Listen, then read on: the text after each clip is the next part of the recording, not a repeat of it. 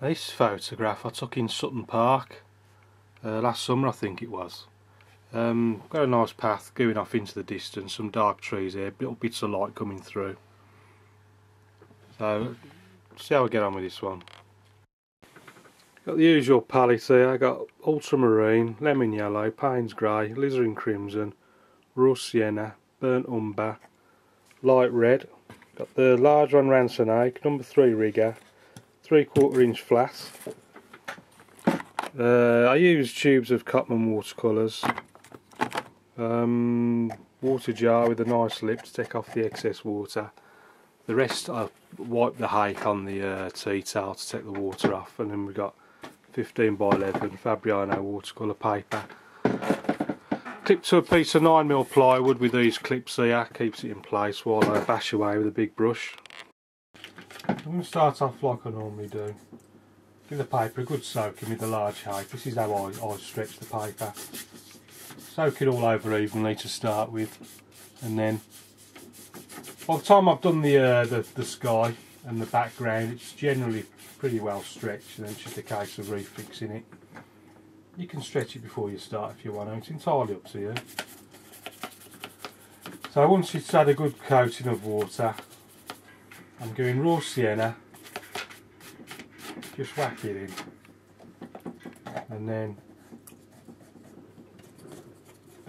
actually I'll go a bit raw sienna with a touch of alizarin crimson, just for something different.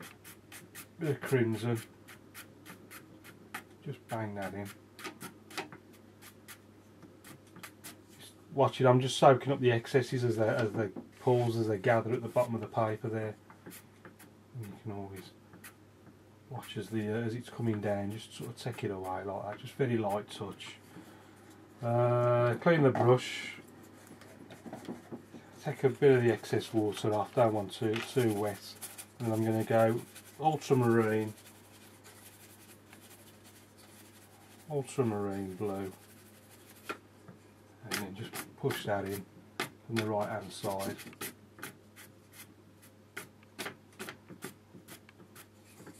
Maybe a touch of Payne's grey, just to darken it up in places.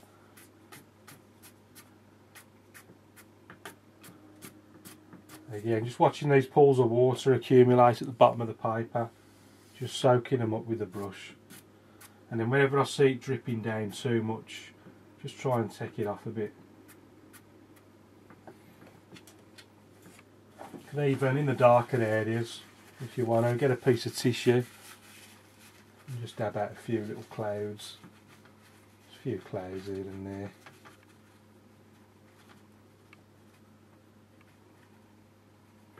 That'll do.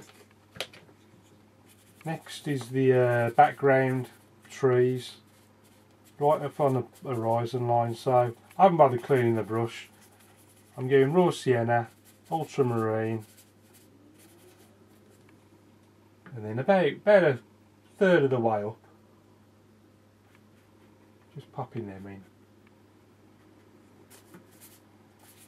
A bit more paint on the brush.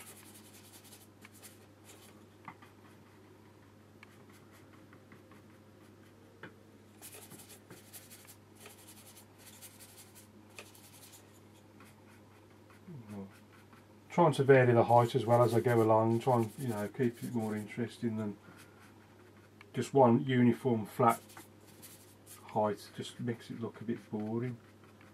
And then with those in, again just watching that water accumulate at the bottom. Actually, you can see the paper stretch now, so I just want to pull that tight first before I go any further. And obviously when you're pulling tight, you want to make sure you've got good strong clips, because otherwise you'll just pull the paper straight out of the clips. So that's what I found out when I use these lightweight things. They're a bit rubbish really. Some big bulldog clips will do the job. It's amazing how difficult it is to find them. But now that's flat, I can go in with a finger and just suggest the odd little trunk. Don't need too much there. So now I'm going to clean the brush take off a fair bit of the water. I'm just going to go into the raw sienna. It's still pretty wet, that is. That's very wet. Do I need it any wetter? I'm just wondering now. I can dry that now. I don't need that.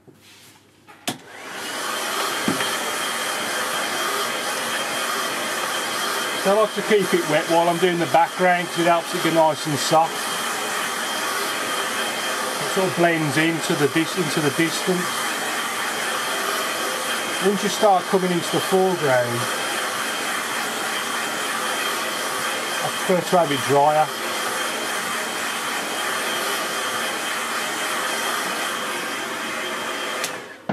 See, it doesn't have to be bone dry, as long as it's a bit drier. I can get a bit more definition with the brush. So now if I go into the raw sienna, so you can see where you get all the hairs are splitting like that. If you just dip the tips into the water, take the excess off, and it sort of brings them back together again. It's just down to it's just practice really. It is difficult at first, but eventually you'll get the hairs together like that. And then raw sienna, bit of lemon yellow as well, make a sort of nice grassy colour.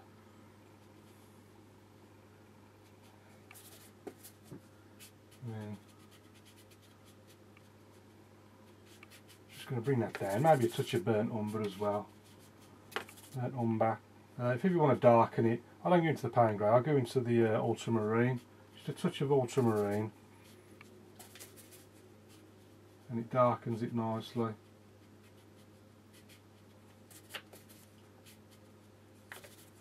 And then just keep varying the colour as it comes down.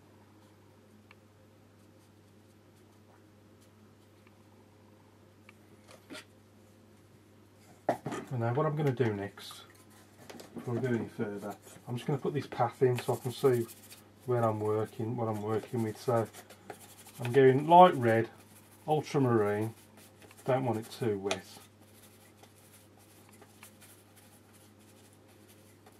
Ultramarine, and then I might put it in a bit bendier than the picture. It's a bit straight, so I'm going to sort of, I think I'll sort of come round and sort of go around a bit like that, sort of thing. But then just put it in, don't mess about with it once you start. And it helps if you can break it up like that. Just get little breaks in it.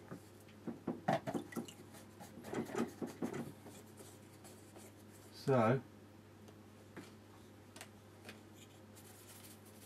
continuing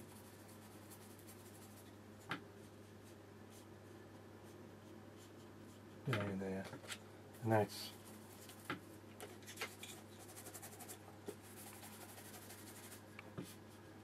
it's really shadowy now, and lots of dark greens.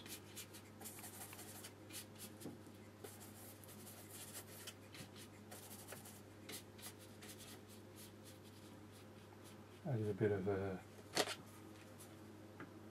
of light red there just to liven it up a bit. Now on that foreground tree, in fact there's if I just switch to the rigger, get some dark colour on. First there's a little tree there, not many branches on it, leaves I mean.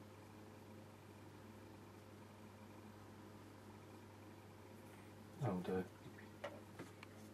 Now here there's a bigger one, so I could use the rigger if I wanted to, but I'm going to use the hake because it's easier basically. So I'm going to nice dark colour, and then now this goes right up to the top. Right up to the top. Nice big trunk at the bottom, and then I'm just trying to see if it's, I think this is one tree. I couldn't tell if it was one tree then or a cluster, 2 or 3. Okay, once I've got the basic branch structure in, trunk, then switch to the rigger and just put in the finer.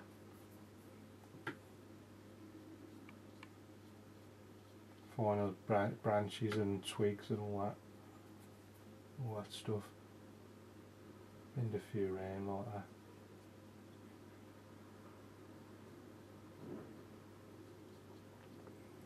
That'll do for that.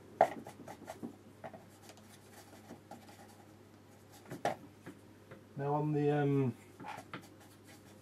actually first, just to sort of ground that trunk, I'll do.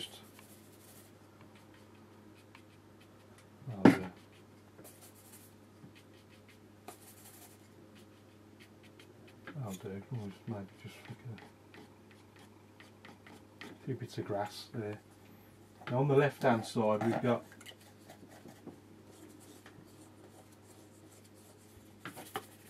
got a whole cluster of trees and bushes and stuff. So I'm just going to bash them in. And just switching from one to another, just nice and quick. Just making sure I don't get too far over. That's right up to the top. And if you want to darken it, either use the blue or the Payne's grey. It's coming right the way down.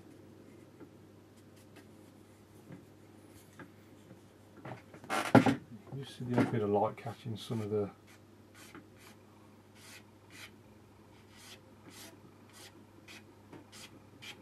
trunks. There's no point trying to make that any darker while it's still wet. If you want it to be darker, yeah, well, I'll show you. If you want to make that any darker, you must dry it first.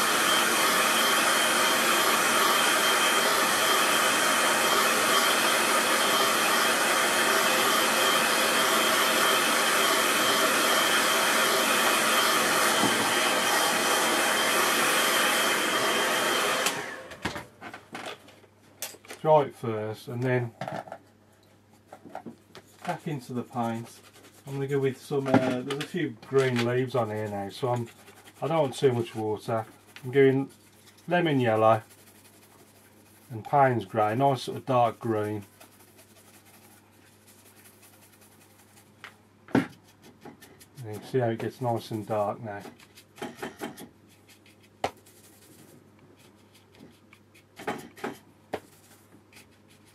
I want to cover it up completely. That'll do. I want to leave some little bits in there, some lighter bits. And a few more of these. Yeah, I don't want to go too mad.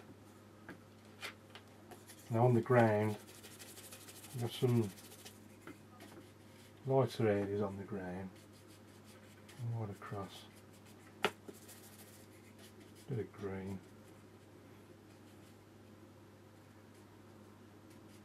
and then it gets really dark again.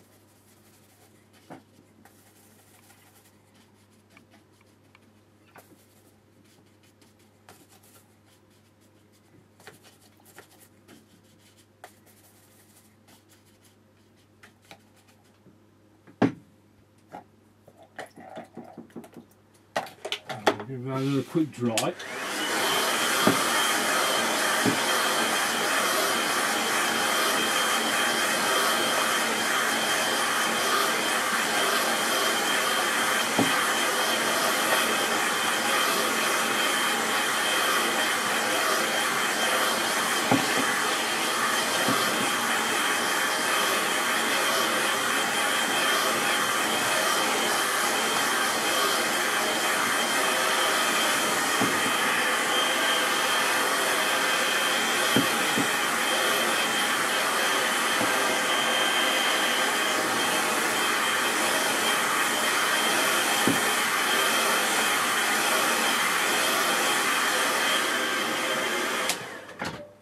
Just darken the foreground areas even still with put a few shadows in. So nice watery mix of a nice shadowy colour is light red, ultramarine.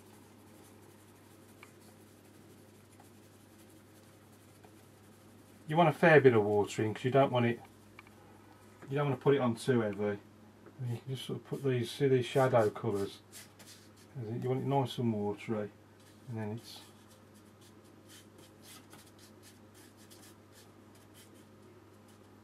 trying to leave a sort of lighter area going down just to sort of emphasise the shadows.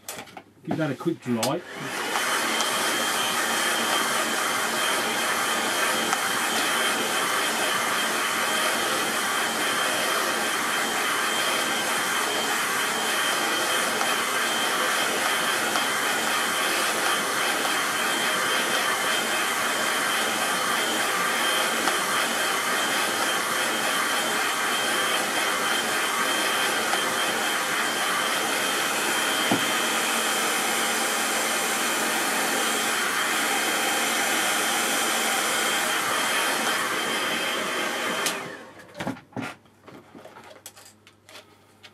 Stick a little figure in.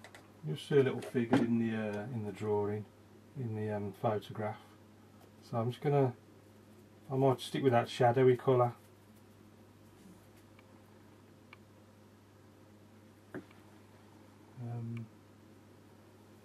Just put them a little bit higher up, I think. Just a bit further up into the distance, and then just up there, and maybe just, yeah, just give him a little dog. Just walk in the dog. And then we got the shadows are moving from left to right, so just sort of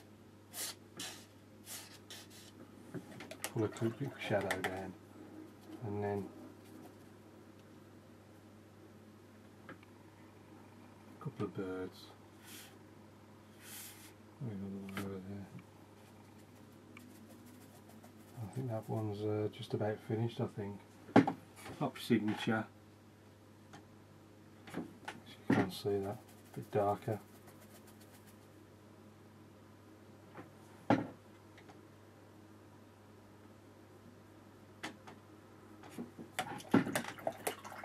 We'll call that one. Just dry.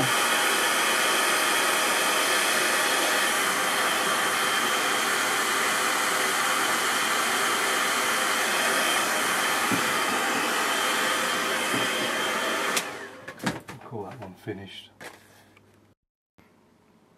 So we have the finished painting.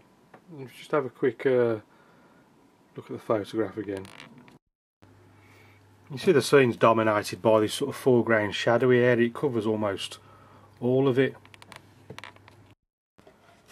And I've tried to emphasise that. I mean, I put the colour on darker anyway, and then used the this sort of shadow mix, which is basically the same colour incidentally as I did the pathing, the light red and the ultramarine, but a lot more watery, so it gives a chance, so it goes on a lot more transparent, so you can see the paint underneath it. You don't want it on too dark. And then contrasting it next, putting it next to lighter areas, just helps emphasise the shadows. I started off with the sky area, which you can see is just a uniform blue, as it often is. But with our sky, I used a sort of raw sienna, alizarin crimson, just to give it a lighter flavour down here, a bit of colour, and then the ultramarine Payne's grey mix, and a bit of dabbing with a tissue for a bit of cloud, just to help make it more interesting. I always put the distant trees in with the same colours as the sky, just to help with that recession, pushes them right back into the distance.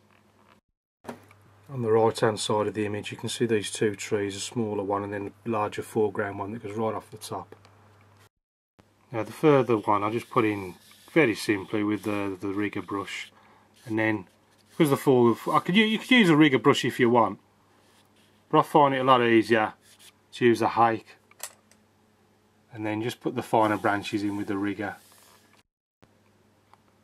Well, I hope you like that. Thanks for watching, keep practicing, and I'll see you again soon.